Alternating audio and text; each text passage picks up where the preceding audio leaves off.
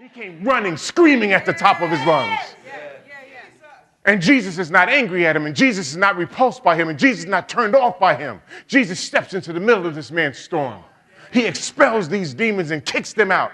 I don't think that's the most important part of the story. What is the real big deal? Jesus is in charge. He is large and in charge, and demons fear him. Have you come to destroy us? Have you come to get us before the time? We know who you are, Son of God. Do not send us out of the country. Let us go into the pigs. They asking for permission for the ability to stay.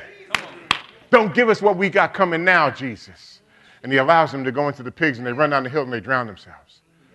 I think the most important part of the story is the man. What has happened in his life? Who's hurt this man? Who's abused this man? Who's violated this man? Who's neglected this man? Who's abandoned this man? Who's rejected this man? Who's hurt him? Who's beat him down? Maybe with fists, with words. How many of us have ever been beaten down with words? How many of us have ever been hurt by somebody? How many of us have ever been rejected? How many of you were rejected at the time? You said, I don't care, but you know good and stinking well we care. Anybody in the house? Say, neighbor, this man knows you personally. I don't need to know you personally. The Bible says these things are common to a man. These things aren't abnormal. These things happen in an abnormal world by people who are classified as sinners, people who've chosen not to love, people many times who have not taken the step.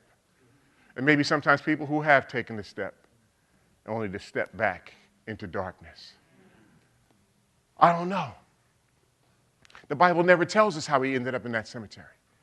You all know my story, growing up in a home where I thought my mom was my mom and she was abusing me, and I watched this other girl sleep around with all these different lovers, and she turned out to be my mama. I found that out at 13 years old. My life spiraled out of control. I brought that into my first marriage. I brought that when I came to Jesus. When I came to Jesus, I had a bag on. I didn't know how much I was carrying.